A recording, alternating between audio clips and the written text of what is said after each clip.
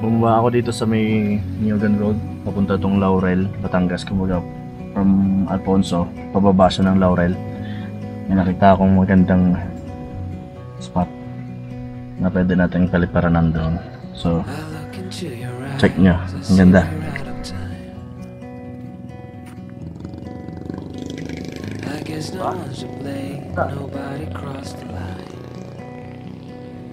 Maganda sa tigdaan.